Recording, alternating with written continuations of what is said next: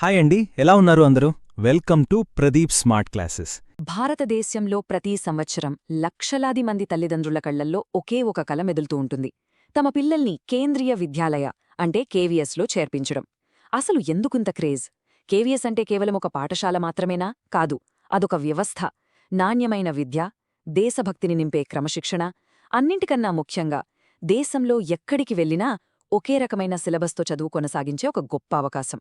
ముఖ్యంగా దేశ సేవలో భాగంగా ఊరూరు తిరిగే కేంద్ర ప్రభుత్వ ఉద్యోగుల పిల్లల చదువుకు ఎలాంటి ఆటంకం కలగకూడదనే ఒకే ఒక మహోన్నత లక్ష్యంతో దీన్ని స్థాపించారు. ఈరోజు మనం 2026-27 విద్యా సంవత్సరానికి సంబంధించిన కేవీఎస్ ప్రవేశ మార్గదర్శకాలని అణువణువునా అత్యంత లోతుగా విశ్లేషించబోతున్నాం. ఈ దృశ్యాలు చూస్తుంటే మనకర్థమయ్యేది ఒక్కటే. కేవీఎస్ అనేది 4 గోడల మధ్య పాఠాలు చెప్పే ప్రదేశం కాదు. అది పిల్లల భవిష్యత్తును చెక్కే ఒక శిల్పశాల, వారిలోని ప్రతిభను వెలికితీసే ఒక వేదిక. ఇది నేరుగా కేంద్ర విద్యామంత్రిత్వ శాఖ కింద పనిచేసే ఒక స్వయం ప్రతిపత్తిగల సంస్థ. దేశ సరిహద్దుల్లో కాపలా కాసే సైనికుడి బిడ్డ దగ్గర్నుండి దేశ పరిపాలనలో భాగమైన ఉద్యోగి బిడ్డ వరకు అందరికీ ఒకే గొడుగు కింద ఒకే నాణ్యమైన విద్యను అందించడమే దీని పరమావధి. తల్లిదండ్రులకు బదిలీ అయినా తమ పిల్లల చదువు ఆగిపోతుందనే భయం లేకుండా భరోసా ఇచ్చేదే కేవీఎస్. ప్రతి ఏడాది కేవీఎస్ కొన్ని మార్పులతో కొత్త గైడ్లైన్స్ను విడుదల చేస్తుంది. మరి ఈ 2026-27 మార్గదర్శకాలు ఎందుకు అంత కీలకం? ఎందుకంటే పోటీ ఊహించని స్థాయికి పెరిగిపోయింది.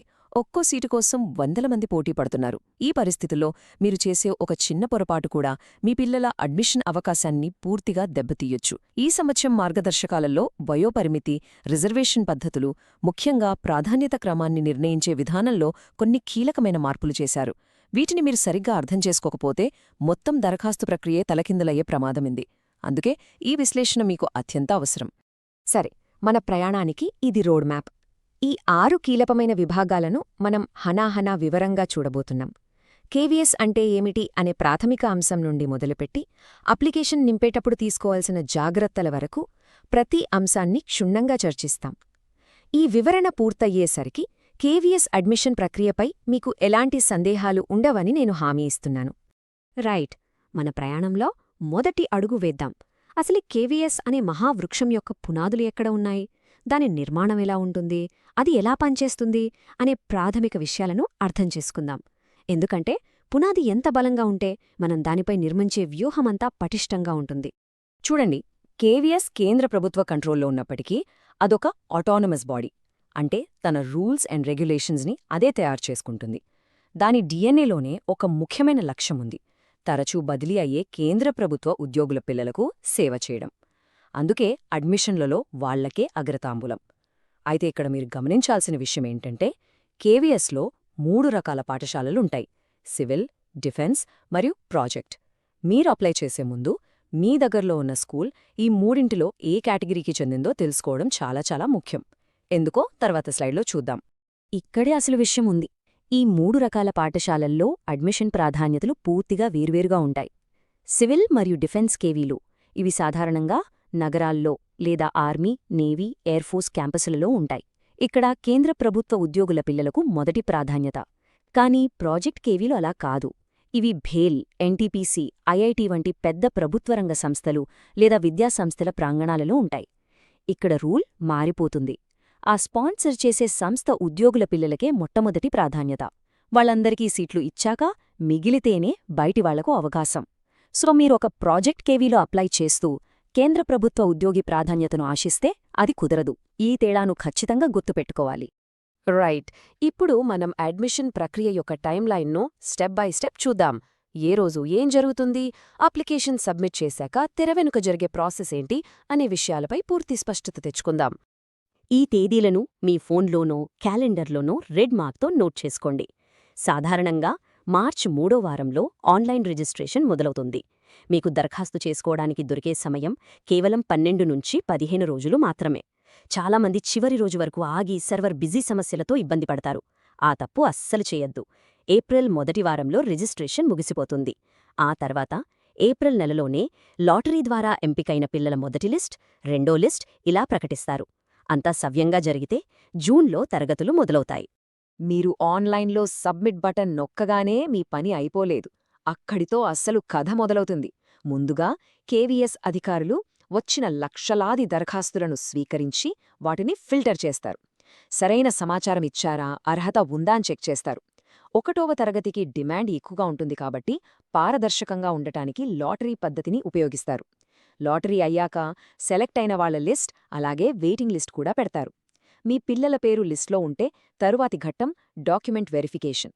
ఇక్కడ చాలా కఠినంగా ఉంటారు. మీరు అప్లికేషన్లో చెప్పిన ప్రతి మాటకు ఆధారం చూపించాలి. అన్నీ ఓకే అయితేనే ఫీజు కట్టి అడ్మిషన్ను ఖరారు చేసుకోవచ్చు. సరే, ఇప్పుడు మనం కేవీఎస్ అడ్మిషన్ అనే భవనానికి మూలస్తంభాలైన 3 అతి ముఖ్యమైన అంశాల గురించి తెలుసుకోబోతున్నాం. అవే ప్రాధాన్యత క్రమం, వయోపరిమితి మరియు రిజర్వేషన్లు. ఈ మూడింటిని మీరు సరిగా అర్థం చేసుకుంటే మీ అప్లికేషన్ సక్సెస్ రేటు ఎంత ఉందో మీకే ఒక అంచనా వస్తుంది. కేవీఎస్ అడ్మిషన్లలో అత్యంత కీలకమైన, శక్తివంతమైన అంశం ఇదే.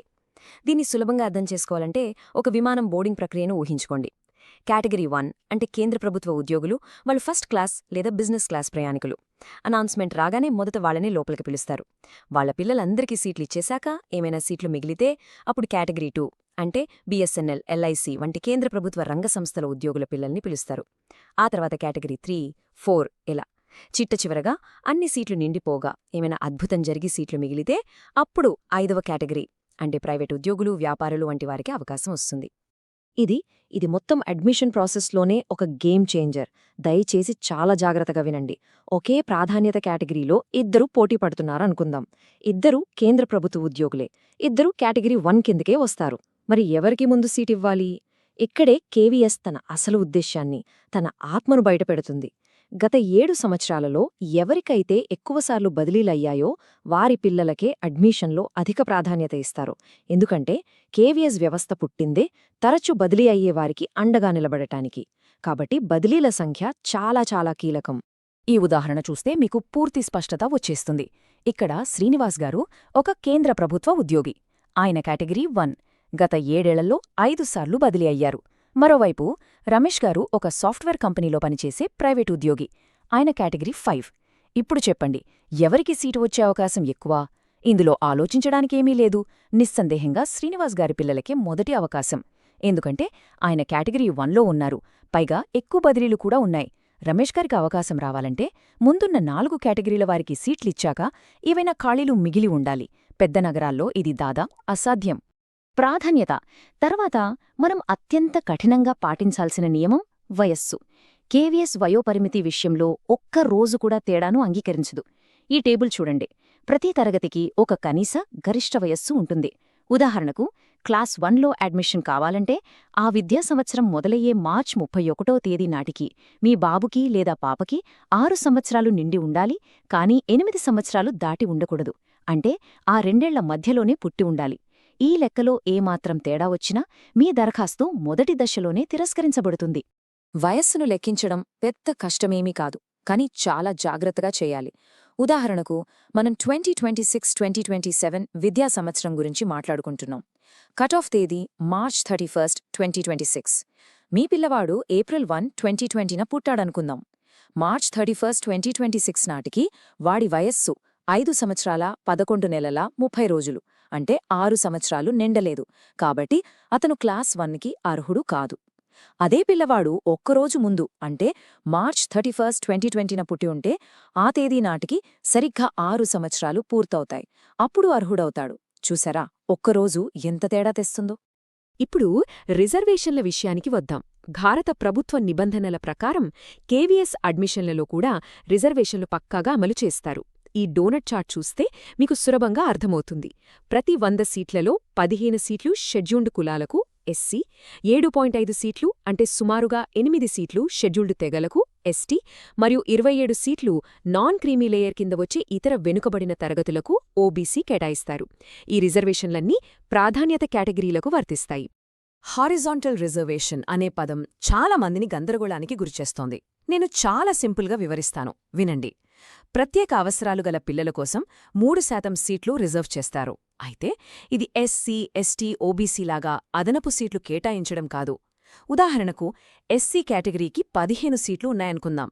ఇప్పుడు ఒక ప్రత్యేక అవసరాలు గల విద్యార్థి ఎస్సీ కమ్యూనిటీకి చెందినవాడైతే అతనికి ఆ 15 సీట్లలోనే ప్రాధాన్యత ఇస్తారు. అంటే ఆ 3% రిజర్వేషన్ అనేది ఆల్రెడీ ఉన్న వర్టికల్ కేటగిరీలలోనే అంతర్భాగంగా వర్తిస్తోందన్నమాట. దీన్నే హారిజాంటల్ రిజర్వేషన్ అంటారు. ఓకే, ఇప్పటివరకు మనం అందరికీ వర్తించే సాధారణ అడ్మిషన్ రూల్స్ చూశాం. ఇప్పుడు కేవీఎస్ గైడ్లైన్స్లో ఉన్న కొన్ని స్పెషల్ ప్రొవిజన్స్ అంటే ప్రత్యేక నిబంధనల గురించి తెలుసుకుందాం. ఇవి కొన్ని ప్రత్యేక పరిస్థితులలో ఉన్నవారికి మాత్రమే వర్తిస్తాయి. ఈ స్లైడ్లో ఉన్న కేటగిరీలు చాలా స్పెషల్, ఎందుకంటే వీరికి తరగతి గదిలో ఉన్న 40 సీట్లకు అదనంగా అంటే ఓవర్ అండ్ అబోవ్ కోటాలో అడ్మిషన్ ఇస్తారు. ఉదాహరణకు కేవీఎస్లో పనిచేసే టీచర్లు, ఇతర సిబ్బంది పిల్లలకు ఈ వెసులుబాటు ఉంటుంది. అలాగే జాతీయ స్థాయిలో క్రీడలలో పతకాలు సాధించిన విద్యార్థులకు లేదా కోవిడ్ మహమ్మారి కారణంగా తల్లిదండ్రులిద్దరినీ కోల్పోయిన పిల్లలకు పీఎం కేర్స్ పథకం కింద కూడా ఈ ప్రత్యేక నిబంధనల ద్వారా అడ్మిషన్ లభిస్తుంది. అయితే ప్రతి కేటగిరీకి నిర్దిష్టమైన కఠినమైన షరతులు ఉంటాయి.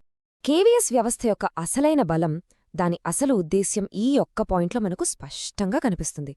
ఒక కేంద్ర ప్రభుత్వ ఉద్యోగి తన పిల్లవాడు హైదరాబాద్లోని కేవీలో 5వ తరగతి చదువుతుండగా ఢిల్లీకి బదిలీ అయ్యారనుకుందాం. అతను చెయ్యాల్సిందల్లా తన బదిలీ ఆర్డర్ కాపీ, హైదరాబాద్ కేవీ నుండి తీసుకున్న టీసీ పట్టుకుని ఢిల్లీలోని కేవీకి వెళ్లడమే.